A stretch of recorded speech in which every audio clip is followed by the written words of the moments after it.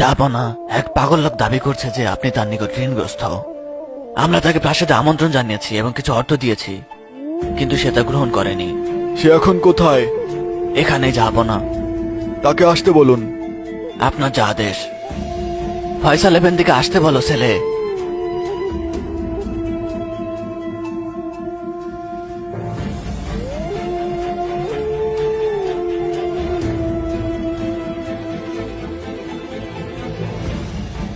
বলুন এফেন্দি, আপনি কি বলতে চান? জাহাপনা, আপনি আমার কাছে ঋণগ্রস্ত।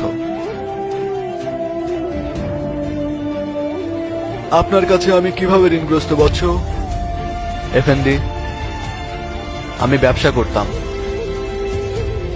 ব্যবসায় লোকসান হওয়ায় দেউলিয়া হয়ে গেলাম, আর এ কারণেই আমি অনেক ঋণের মধ্যে জর্জরিত। প্রতি রাতে ঋণ মুক্তির জন্য আমি আল্লাহর কাছে দোয়া করতাম এফেন্দি। বাবা, জাহাপনা জানতে চান যে তিনি কিভাবে আপনার কাছে ঋণী।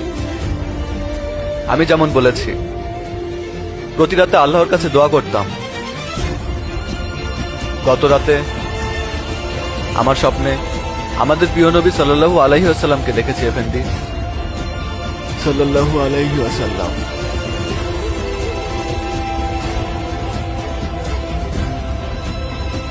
তিনি আমাকে বলেছিলেন, আমার হামিদকে বলো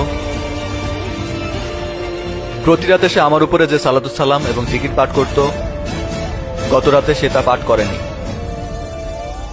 যাও এবং গিয়ে তোমার প্রয়োজনের কথা তাকে বলো। তিনি এমনটা বলেছিলেন আফেন্দি।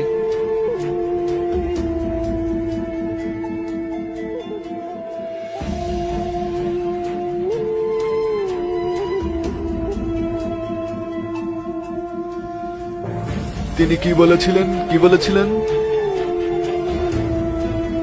আমার হামিদকে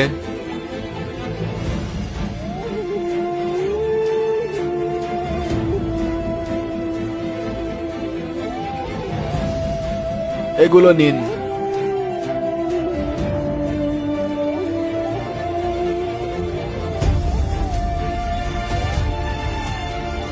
তিনি কি বলেছিলেন তা কি পুনরায় বলবেন? আমার হামিদ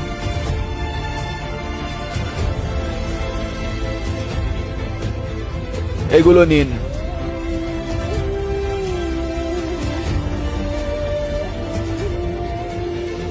আরো একবার বলুন তিনি কি বলেছিলেন।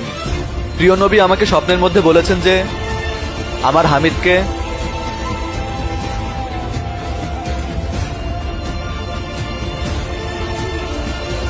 এটাও নিন।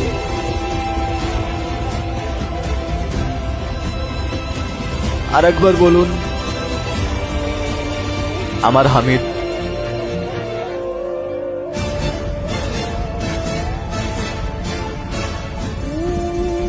এটাও নিন। বাবা, এ পরিমাণ কি আপনার জন্য যথেষ্ট নয়? যথেষ্ট পাশা, আমি তৎক্ষণাৎ আমার ঋণ পরিশোধ করব।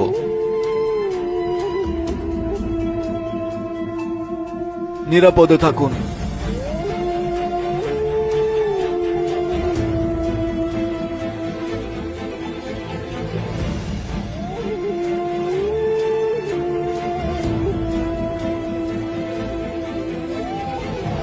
জাহাপনা,